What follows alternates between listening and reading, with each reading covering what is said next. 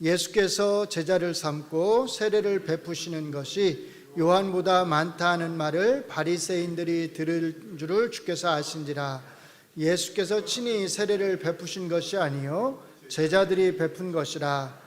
유대를 떠나사 다시 갈릴리로 가실새 사마리아를 통과하여야 하겠는지라.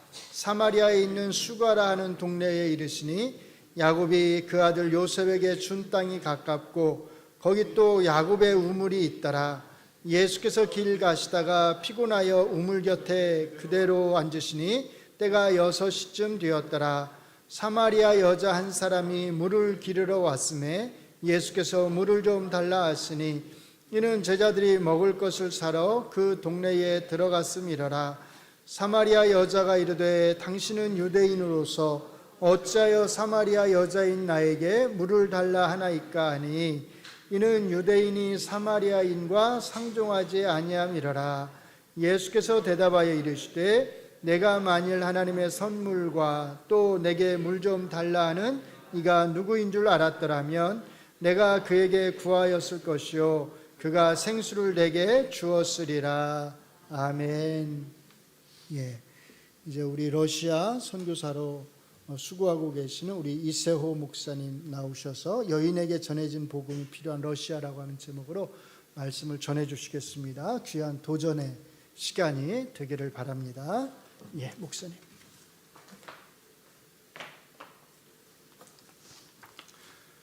네, 정말 반갑습니다. 하나도 안 변하신 것 같습니다.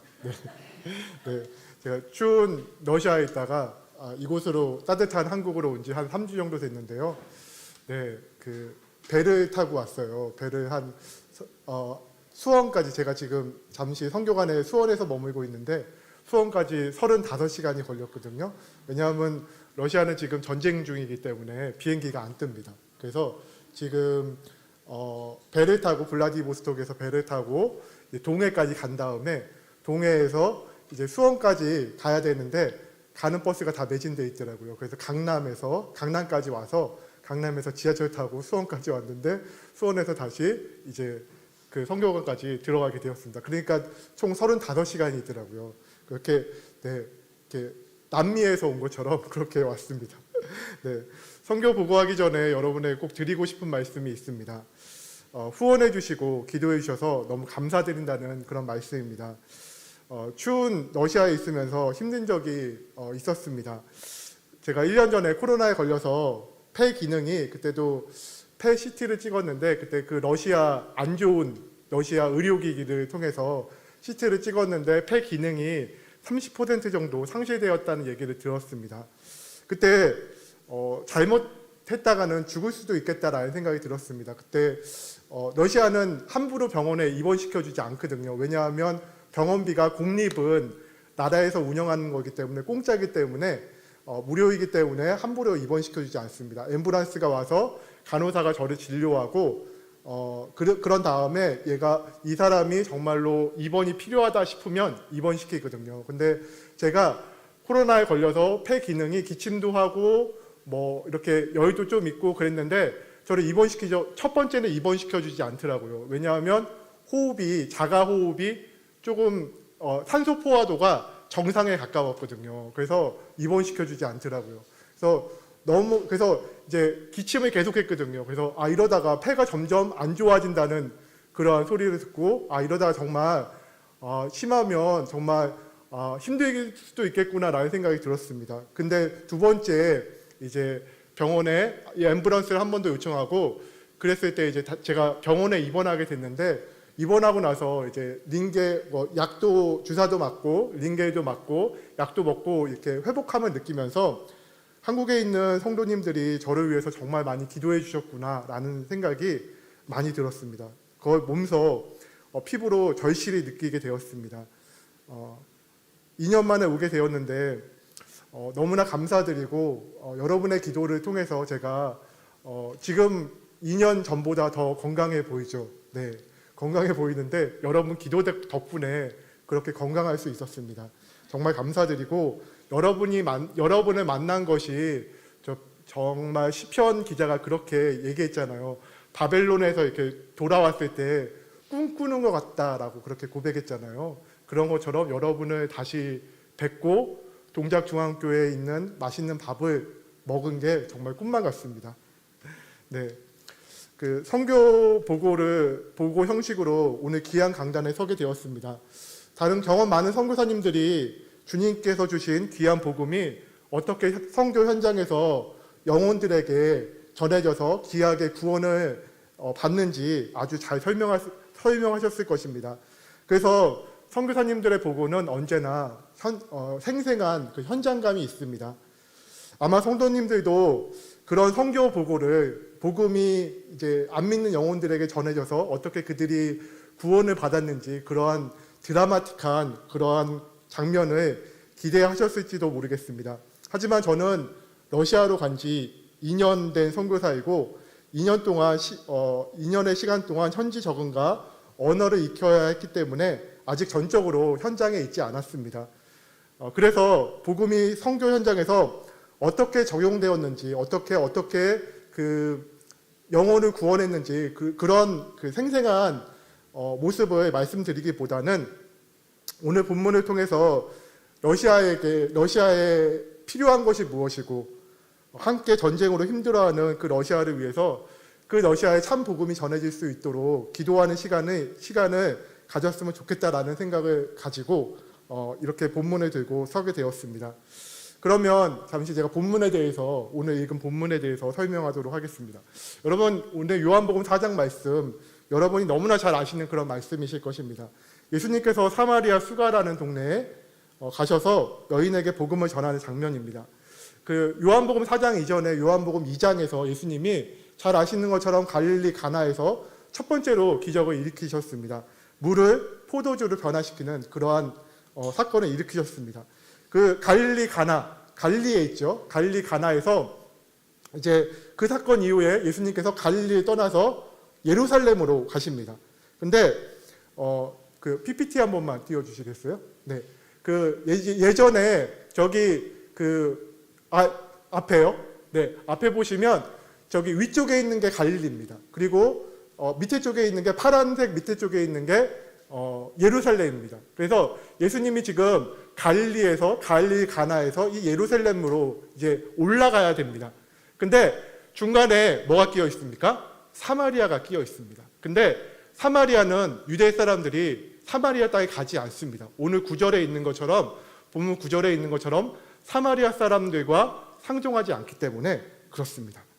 그래서 당시의 사람들은 예루살렘으로 올라갔을 때 갈릴리에 있는 유대인들이 예루살렘으로 올라가기 위해서는요, 저 사마리아를 피해서 요단강을 건너서 가운데 있는 요단강을 건너서 이제 그 요단강을 건너서 쭉 내려오다가 여리고쯤에서 이렇게 건너가는 것을 이제 요단강을 건너서 예루살렘으로 들어가는 것이 당시의 일반적인 예루살렘으로 올라가는 그러한 방법이었습니다.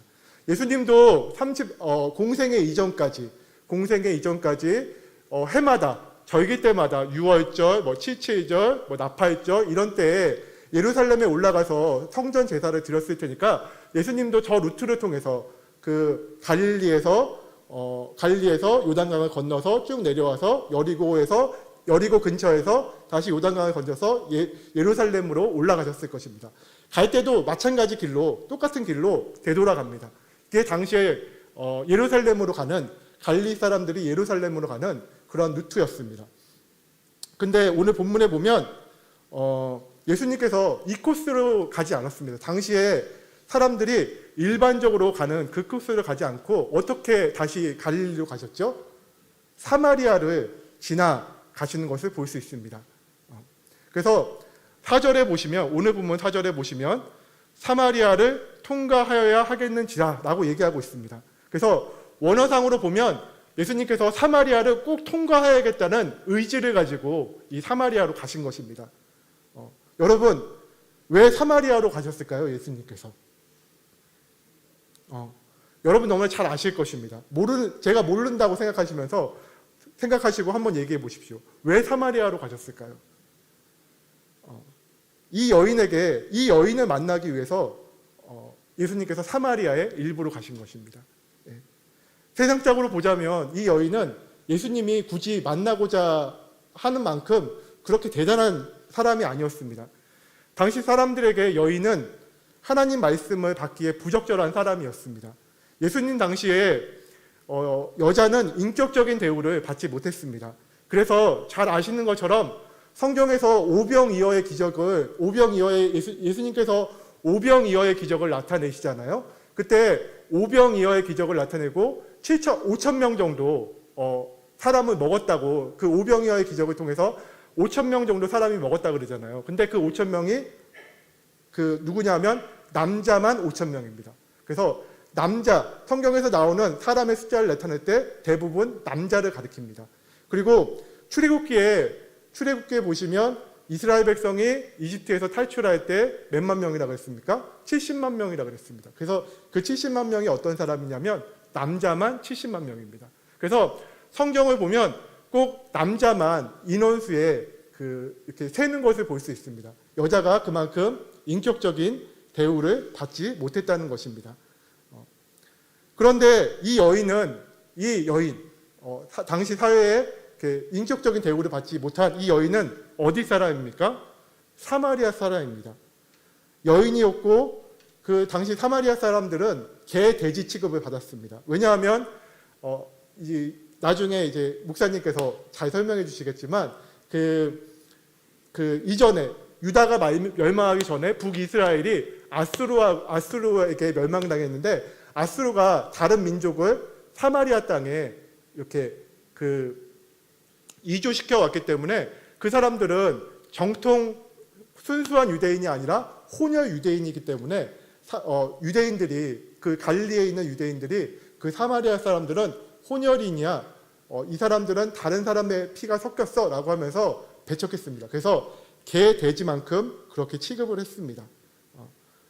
그리고 여인이고 개, 돼지 취급을 받는 사마리아 사람이고 결혼을 5번이나 한 여인이었습니다. 어떤 사람은 이 여인이 결혼을 5번이나 했고 지금도 다른 남자와 살고 있으니 음탕한 여자라고 생각하실 것입니다. 하지만 이 여인이 결혼을 5번이나 했던 이유를 당시 문화적으로 살펴볼 필요가 있습니다. 이 여인은 지금처럼 여인이라는 그 존재가, 여자라는 존재가 주체적으로, 지금은 여자들이 주체적인 삶을 살잖아요. 직업도 가지고 돈도 벌고 자기 혼자 얼마든지 살 수 있잖아요. 근데 당시에는 여자가 주체적으로 살지 못했습니다. 여인은 어땠습니까? 여인은 남자를 의지해서 살았습니다. 남자가 땅을 기업으로 받을 수 있으니까 그 기업물을 남자를 만나서 같이 살아서 경제적인 문제를 해결했던 것이 당시의 여자들의 삶이었습니다. 하지만 그 땅을 가진 그 남자를 만나서 결혼한다고 끝이 아니었습니다. 그래서 결혼한다고 해서 다 남자를 의지해서 살 수 있는 것은 아니었습니다. 당시는 남성 중심의 사회였기 때문에 남자가 결혼을 해서 함부로 여자를 버릴 수 있었습니다. 신명기 24장 1절을 보면 이렇게 나와 있습니다. 제가 읽어드리겠습니다. 사람이 아내를 맞이하여 데려온 후에 그에게 수치되는 일이 있음을 발견하고 그를 기뻐하지 아니하면 이혼 증서를 써서 그의 손에 주고 그를 자기의 집에서 내보낼 것이요 라고 나와 있습니다. 예수님 당시에 이혼이 흔했다고 합니다. 그래서 예수님도 마태복음 19장에 보면 이혼하지 말라고 하시면서 정당한 사유 없이 이혼을 금지시키셨습니다. 당시에 이혼이 너무 흔했기 때문에 그렇습니다. 당시에 남성들은 갖가지 이유를 들어서 여인들과 이혼을 했습니다. 그리고 다른 여자를 아내로 맞이했습니다. 우리나라 역사를 보면 조선시대 때에도 여자가 칠거지약을 범하면 여인을 쉽게 쫓아낼 수 있었습니다. 아기를 낳지 못하거나 부모님께 순종하지 않을 때 이혼할 수 있었습니다. 그래서 며느리가 마땅치 않았을 때 갖가지 이유를 들어서 쫓아내는 것을 우리는 가끔 TV 사극을 통해서 볼 수 있습니다. 예수님 당시에도 남자들은 갖가지 이유를 들어서 여자들과 이혼을 했습니다. 너는 얼굴이 좀 안 이쁜 것 같은데, 근데 그걸 가지고 마음에 들지 않은데 그걸 가지고 다른 이유를 써서 여자들과 이혼을 했습니다. 아마 이 여인도, 이 사마리아에 있는 이 여인도 그렇게 이혼을 당한 여인이었고 어떤 이유에서 계속해서 남자에게 버려진 당시에 많은 여인 중에 한 사람이었습니다. 이 여인만 음탕에서 특별히 예수님이 찾아간 것은 아니었습니다.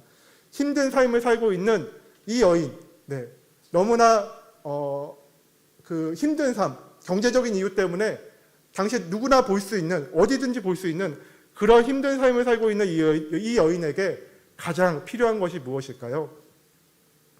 그녀에게 가장 필요한 것은 복음이었습니다. 그래서 예수님이 일부러 이 여인에게 찾아간 것이었습니다. 예수님은 그렇게 복음이 필요한 것이면 어디든지 어느 사람에게든지 찾아가셨습니다.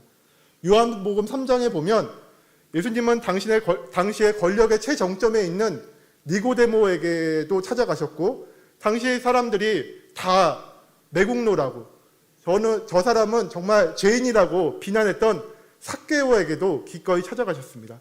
왜 그들에게 찾아가셨을까요? 그들에게 복음이 필요했기 때문입니다.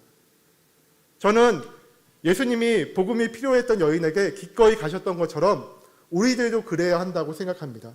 하지만 우리는 우리의 눈으로 복음이 필요한 곳을 재단합니다. 이곳은 이렇기 때문에 복음이 전해지지 않을 거야. 이곳은 복음을 전해 보았지만 아무런 이런 이유 때문에 열매가 없을 거라고 재단을 합니다. 우리가 잊지 말아야 할 것은 마태복음에 보면 씨 뿌리는 자의 비유가 나옵니다. 그 씨 뿌리는 자의 비유를 보면 돌밭은 뿌리를 내리지 못하기 때문에 그 다음에 뿌리를 내리지 못하기 때문에 씨 뿌리는 것이 부적당하고 길가밭은 사람들이 지나가기 때문에 씨 뿌리는 것이 부적당하다고 생각합니다. 그리고 가시떨기와 엉겅퀴가 있는 곳은 그것이 자라나는 것을 씨가 자라나는 것을 방해하기 때문에 씨 뿌리는 것이 적당하지 않을 거라고 생각합니다. 하지만 우리가 그 씨 뿌리는 자의 비유를 보면서 꼭 잊지 말아야 할 것은 씨를 뿌리는 농부인 하나님은 그곳이 복음이 잘 자라나지 않을 곳임에도 불구하고 씨를 뿌렸다는 것입니다. 하나님은 그렇게 복음의 씨를 뿌리시는 하나님이십니다. 그곳에 복음이 필요하기 때문에 복음의 씨를 뿌리신 것입니다. 우리가 이것을 잊지 않았으면 좋겠습니다.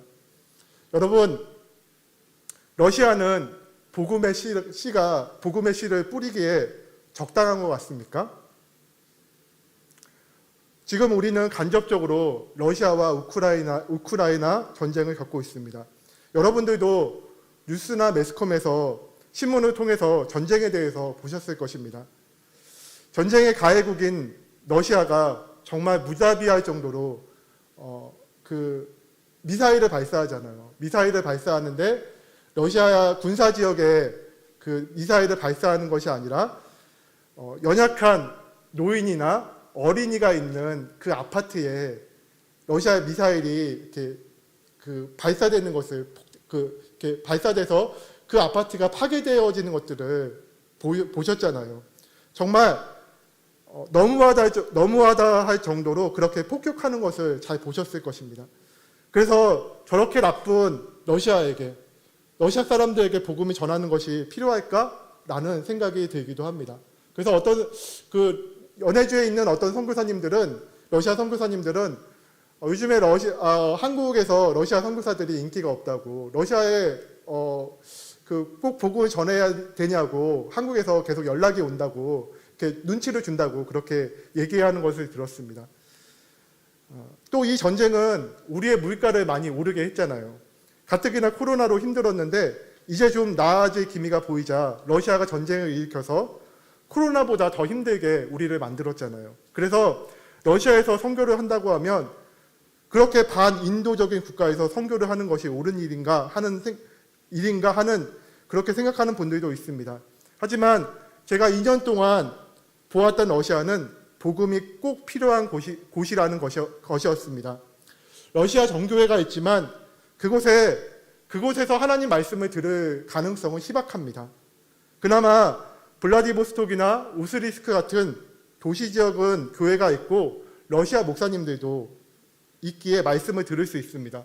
하지만 도시에서 약간만 떨어지면 그 농촌 지역에 가면 약간 떨어지면 다 농촌이거든요. 도시에서 약간만 떨어지면 다 농촌인데, 그런 농촌이나 지방의 소도시 같은 경우에는 교회가 없는 지역이 많고 목사님이 없는 지역이, 사역자가 없는 지역이 훨씬 많습니다.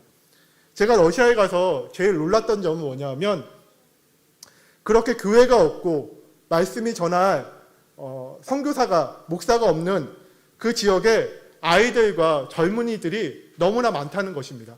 우리나라는 농촌이나 이렇게 좀 도시에서 떨어진 곳은 젊은이들이 없잖아요. 아이들이 없잖아요. 근데 러시아는 이렇게 농촌이나 좀 도시에서 멀리 떨어져도 아이들이 있고 젊은이들이 너무나 많습니다.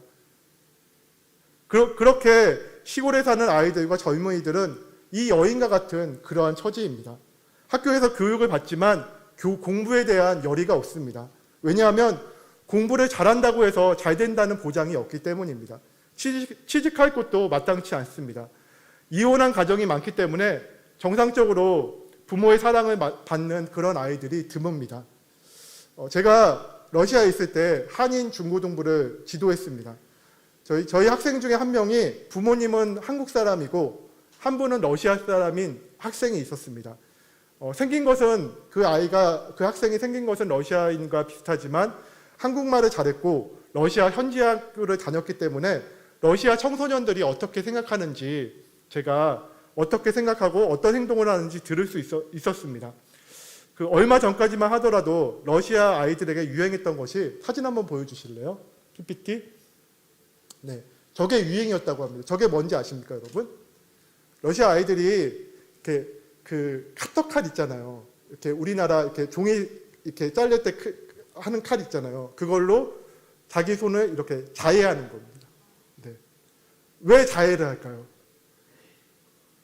죽으려고 자해를 하는 건 아닙니다. 강해 보이려고 자해를 합니다. 저렇게 아이들이. 네, 이제 안 보여주셔도 됩니다. 너무 좀 그러니까. 네, 그래서 제가 저렇게 자해한다는 소리 듣고 충격을 먹었습니다. 현실에서 아무런 소망이 없다 보니까 이 아이들이 저렇게 망가지고 있는 것입니다. 여러분, 이들에게 가장 필요한 것이 무엇일까요? 저는 성경에서 말하는 복음이라고 생각합니다. 복음이 이들에게 가장 필요합니다. 여인에게 전해졌던 그 복음이 이들에게 필요합니다.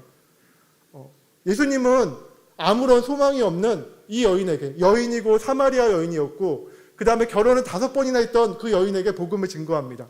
그런데 예수님은 이 여인에게 가장 필요했던 복음을 증거하셨던 것을 볼 수 있습니다. 이 여인에게 가장 필요했던 것은 무엇일까요? 자신에게 영원히 목마르지 않는 물을 주실 수 있는 분이 예수님인 것을 깨닫고 이 여인은 자신의 소망에 대해서 얘기합니다. 우리가 읽지는 않았지만 우리 15절을 한번 읽어볼까요? 15절을 보시면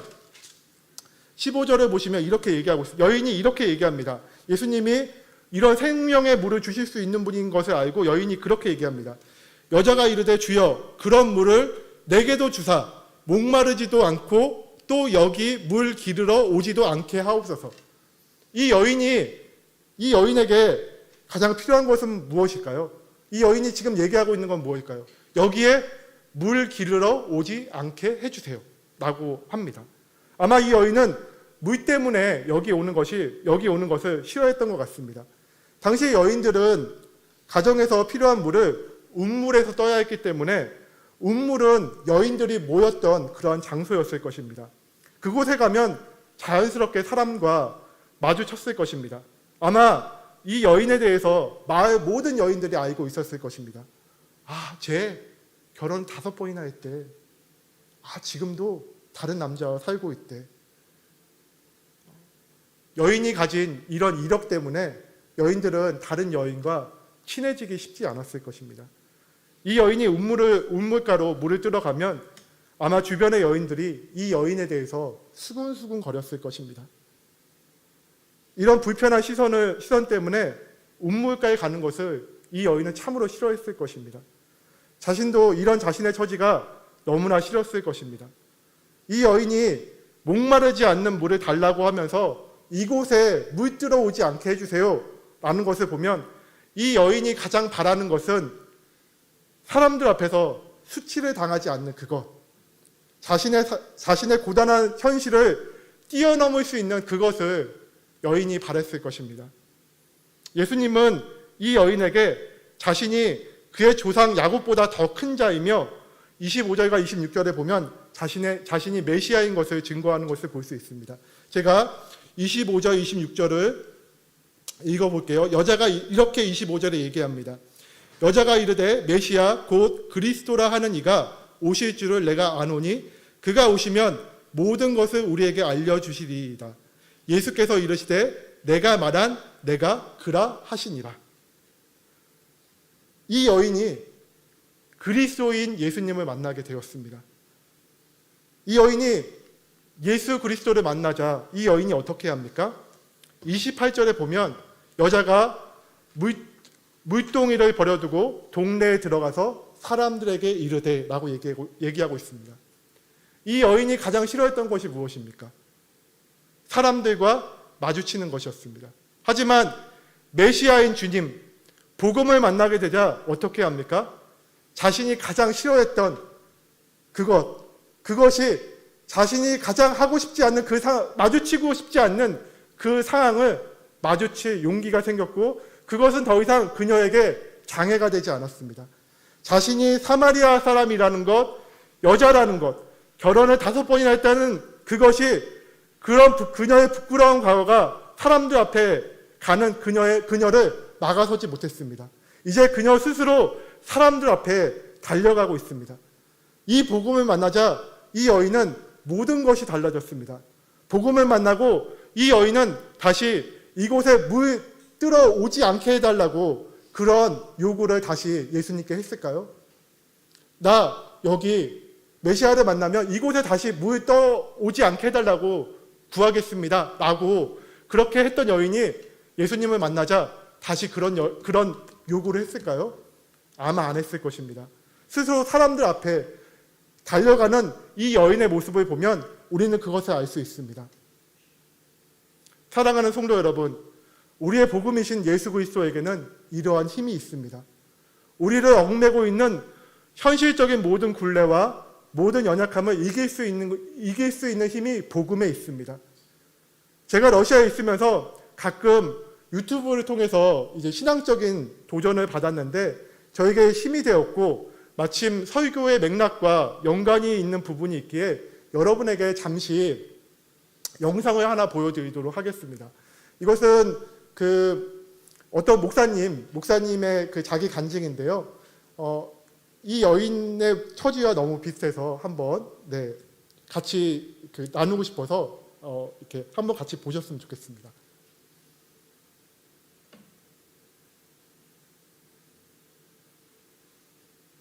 조금도 의심하지 말라.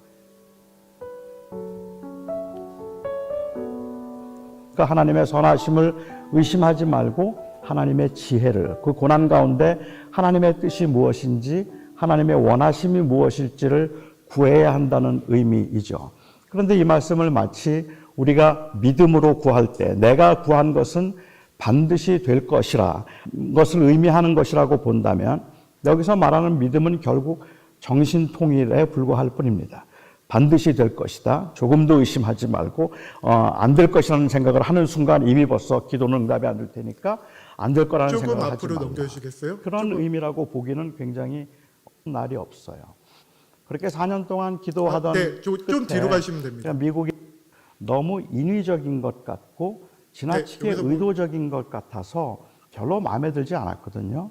그런데 그곳에서 그 목사님이 저를 위해서 그렇게 간절하고 정성을 다해서 기도해 주시는데 좀 뒤로 가주시면 되겠습니다. 너무 감동이 되었어요. 따뜻한 간절하고 정성을 다해서 너무 소란스럽습니다. 좀만 더 뒤로요. 저는 5분 아주 좀만 더 뒤로요. 죽은 사람 실패였지만 실패를 한다는 좀만 더 뒤로요. 하루도 빼놓은 날이 저는 좀만 더 뒤로요. 하고 네, 거기서 고등학교 2학년 때 목사가 되겠다고 헌신했습니다. 목사가 되겠다고 헌신하면서 제가 시작한 기도가 있습니다. 그 기도는 하나님 제 다리를 고쳐주십시오 하는 그 기도였습니다. 저 좋은 목사 되겠습니다.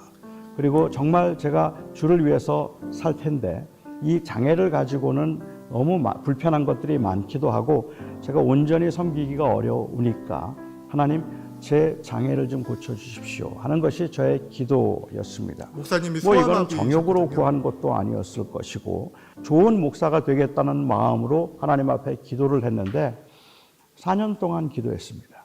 하루도 빼놓은 날이 저는 제 기억에는 빼놓은 날이 없어요. 그렇게 4년 동안 기도하던 끝에 제가 미국에 이제 이민을 가게 되어서 대학교 2학년 때 한 미국 교회 앞을 지나가다가 그 교회에서 저녁에 신유 집회를 한다는 그 표를 보게 되었어요. 그 광고를 보고는 기도회에 참석을 했습니다. 그 신유 집회였지만 한 30명쯤 되는 주로 할머니들이 계셨고 그리고 5명의 미국 목사님들이 한 사람씩 앞으로 나오도록 해서 손을 얹고 기도를 해 주었습니다.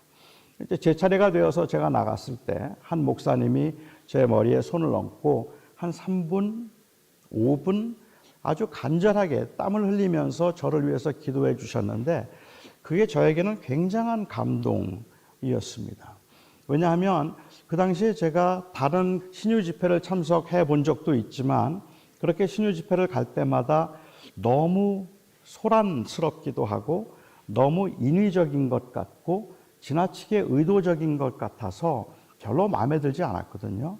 그런데 그곳에서 그 목사님이 저를 위해서 그렇게 간절하고 정성을 다해서 기도해 주시는데 너무 감동이 되었어요. 따뜻한 마음을 가지고 제가 자리에 앉고 한 목사님이 이제 설교를 시작하셨는데 그날 그 목사님의 설교가 제 마음을 완전히 뒤집어 놓았습니다. 저는 설교를 들으면서 제 마음속에 그런 분노가 있다는 것을 처음 알게 되었던 것 같아요. 목사님의 설교는 그렇게 대단한 건 아니었습니다. 늘 들을 수 있는 이야기였는데 믿음으로 기도하면 무슨 병이든지 다 낫는다는 말씀이었습니다. 믿음으로 기도하면 무슨 병이든지 다 낫는다? 이 말이 저에게는 도저히 용납이 되지 않는 거예요. 지난 4년 동안 내가 그 기도를 했는데 하나님이 내 기도를 들어주지 않으시고 내 다리를 고쳐주지 않으신 것이 결국은 내 믿음이 부족해서라면 그렇다면 하나님께서 기대하시는 믿음이라는 건 도대체 뭘까? 왜 내 기도에 응답하지 않으시는 걸까? 그게 너무 힘들고 마음이 막 볶여서 그래서 예배가 마치고 난 다음에 미국 목사님을 찾아갔습니다. 그리고 그 목사님에게 제가 질문을 했죠. 정말로 믿음으로 기도하면 무슨 병이든지 다 낫습니까? 그리고 그 목사님이 대답하기를 믿음으로 기도하면 무슨 병이든지 다 낫는다는 거예요. 정말 그렇습니까? 그렇다 그래요. 저는 사실 바울의 이야기를 하고 싶었어요. 바울이 가지고 있던 그 육체의 가시가 구체적으로 어떤 병인지는 알지 못하지만 바울에게는 아주 심각한 그 질병들이 있었잖아요. 그걸 굉장히 괴롭혔던 것들이 있었는데 그런데 바울이 기도했는데 병이 낫나요? 낫지 않았잖아요. 그래서 제가 그 이야기를 하려고 했더니 이 목사님이 먼저 저에게 그 말씀을 하시더라고요. 바울에게 육체의 가시가 있었지. 그렇습니다. 그가 그 육체의 가시를 거두어달라고 하나님 앞에 기도했는데 하나님께서 그 병을 고쳐주셨을까? 고쳐주지 않았습니다. 그 목사님은 말하기를 고쳐주었다는 거예요. 그 병이 나았지 그래요. 아니 목사님 낫지 않았습니다. 그리고 병이 나았다고 하면서 그 목사님이 설명을 하세요. 그가 너무 괴로워서 그 육체의 가시를 거두어달라고 하나님 앞에 3번 기도했다. 그리고 그 기도 끝에 하나님께서 그에게 응답하시기를 네가 받은 계시가 너무 크기 때문에 너로 하여금 교만하지 않도록 하기 위해서 내 몸에 육체의 가시를 두었고 내 은혜가 네게 족하다 하는 그 주님의 뜻을 보여주셨지. 그 뜻을 깨닫고 난 다음에 바울이 또 기도했을까 물으세요. 저는 안 했습니다 라고 대답을 했습니다. 그러자 그분이 말씀하시기를 그러면 그 병은 나았지.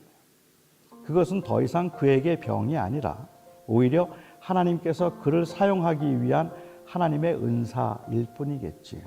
하나님께서 그를 통하여서 그 일을 위해서 하나님이 그 몸에 육체의 가시를 둔 것을 그가 깨달았다면 이제 더 이상은 그것을 질병으로 여겨서 그것 때문에 괴로워하지는 않았을 거다. 그러면 그 병이 나았다 말씀하셨습니다.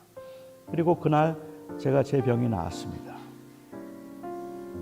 네, 여기까지 보시면 될 것 같습니다. 네. 여러분, 그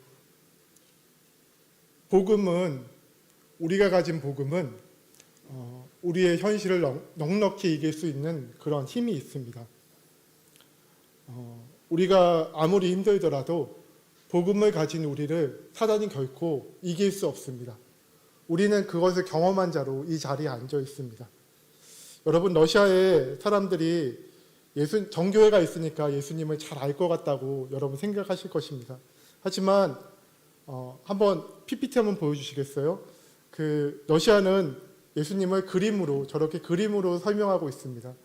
저거를 보고 예수님에 대해서 알 수 있을까요? 예수님이 어떤 분인지, 예수님이 뭐라고 말씀하셨는지, 뭐라고 약속했는지 저 그림을 보고 알 수 있을까요? 근데 러시아는 이콘이라고, 정교회는 이콘이라고 해서 저거를 통해서 저거를 예수님과 말씀과 똑같은 권위를 놓고 예배합니다. 성경도 있지만 러시아 성경책이 너무나 작아요. 글자가 너무 작고 사람이 볼 수가 없어요. 할머님들이 거의 볼 수가 없는 그런 수준으로 글씨가 작아요. 그리고 말씀을 거의 이렇게, 말씀은 저 이콘만큼 이콘에 거의 비슷한 권위가 있을 뿐이지 저 이콘을 보고 거의 다 사람들이 예배하거든요. 네, 그래서 예수님을 잘 알지 못해요. 네. 그래서 그 사람들에게 우리가 보았던 그 여인과 같은 그런 복음이 필요한데 그들은 그 복음을 아직도 애타게 갈구하고 있고 갈망하고 있습니다. 여러분, 전쟁을 보시면 전쟁에서 제가 뉴스를 보다가 좀 충격을 받았던 거는, 제가 살고 있는 지역은 아닌데 제가 살고 있는 저 윗동네에 캄차카라는, 그 여러분 킹크랩 많이 나는 동네 아시죠? 추운 동네. 그 동네에서 이제 징집병을 모집하는데 어떻게 징집병을 모집했냐 하면 물고기 10마리, 쌀 1kg, 한 2-3천 루블 이거 줄 테니까 군대에 와, 이렇게 얘기했습니다. 그런데 사람들이 그거를 얻기 위해서 군대에 갔습니다. 뻔히 죽을 것을 알면서도, 가면 내 목숨이 위험해질 것을 알면서도 지금의 현실이 너무나 고단하니까 그 말도 안 되는 그것을 받으려고 군대에 갔습니다. 그들의 현실은, 그들이 가지고 있는 그 현실적인 어려움을 그들이 뛰어넘을 수가 없는 것 같다라는 생각이 그 뉴스를 들으면서 제 마음을 너무나 아프게 했습니다. 그래서 그들에게 정말 필요한 것은 예수님이, 그들이 정말 이 여인과 같은 복음, 예수님을 만나게 되면 그 현실, 그들이 뛰어넘을 수 없는 그 현실을 넘을 수 있는데, 그들이 예수님을 만날 수 없다는 그 모습에 너무나 안타까웠고, 그들에게 가장 필요한 것이 예수 그리스도, 말씀이신 예수 그리스도가 정말 필요하다는 생각을 러시아 있는 2년 동안 정말 많이 했습니다. 저는 비자 문제 때문에 잠시 들어왔는데요. 이제 다시 러시아에 갈 것입니다. 이제 한 1-2개월 정도 있다가 러시아에 갈 건데, 가서 이제 저는 이제 조금씩 사람들과 친해져서 러시아 말을 지금은 잘 못하지만 제가 원하는 만큼 잘 못합니다. 그렇지만 좀 더 잘해서, 열심히 노력해서 잘해서 선교사가 없고 교회가 없고 복음이 없는 그 지역에 가서 아이들과 청년들에게 복음을 증거하는 것이 저의 꿈이고, 성경 공부를 같이 하는 것이 저의 꿈입니다. 여러분, 러시아에게도 우리가 좀 전쟁 때문에 힘든데요. 그 힘든 러시아도 복음이 정말 필요한 것입니다. 러시아 사람들이 복음을 받아들일 수 있도록. 그래서 이 전쟁을 통해서 러시아가 정말 실력이 없다는 것이 밝혀졌잖아요. 그런 많은 포탄도 없고 군대도 엉망이고 경제력도 엉망이고 이런 실력이 없는 것이 너무나 여실히 증명되었는데, 그 러시아 가운데 하나님의 복음으로 풍성해질 수 있게 해달라고 같이 기도해 주시며 더 이렇게 많이 기도해 주셨으면 좋겠다라는 생각이 듭니다. 러시아에 있는 영혼들을 위해서 계속해서, 그리고 저희 가정들 위해서도 계속해서 기도해 주셨으면 너무나 감사하겠습니다. 같이 기도하도록 하겠습니다. 하나님 아버지, 감사합니다. 부활주의를 맞이하여서 복음이신 예수 그리스도를 우리가 다시 한번 생각할 수 있게 해주심에 감사드립니다. 하나님 아버지, 복음이신 예수 그리스도, 그분은 우리의 현실적인 어려움을 넉넉히 이길 수 있는 그러한 힘이 있는 분인 것을 우리가 고백합니다. 하나님, 우리는 그 부활의 주님이신 것을, 부활의 주님 되신 그분을 만났고 그 힘을 얻었기에 하나님 이 자리에 있는 것을 고백합니다. 하나님, 아직도 세계의 많은 곳에는 그 예수 그리스도, 부활이신 예수 그리스도가 필요한 곳이 많이 있음을 보게 됩니다. 러시아도 그 중에 하나인 것을 고백합니다. 아직도 그 땅에는 현실적인 어려움 때문에, 현실적인 굴레 때문에 하나님 너무나 힘들어하고 어려워하는 많은 사람들이 있는 것을 봅니다. 하나님, 그들이 정말 말도 안 되는 그것을 통해서 자신의 몸을, 자신의 마음을 파는 것을 보게 됩니다. 하나님 아버지, 이러한 모습들을 긍휼히 여겨주시고 하나님, 러시아 땅에도 속히 예수 그리스도가 증거되어질 수 있도록 인도하시고 그들이 말씀이신 예수님을 만날 수 있도록 인도하여 주시기 원합니다. 하나님, 말씀이신 예수 그리스도께서 그들에게 말씀하여 주시고 그들의 현실을 넉넉히 이길 수 있는 분이 그 주님이신 것들을 하나님 속히 그들이 그 소식을 들을 수 있도록 주님 인도하여 주시기를 소원합니다. 주님, 저희 가정이 러시아 선교로 이제 헌신하였는데 하나님 함께하여 주셔서 하나님 그 사역들을 넉넉히 감당할 수 있도록 주님 인도하시고 함께하여 주시기를 원합니다. 주님 함께하시고 인도해 주실 것들을 믿사오며 감사드리며 예수님의 이름으로 기도합니다. 아멘.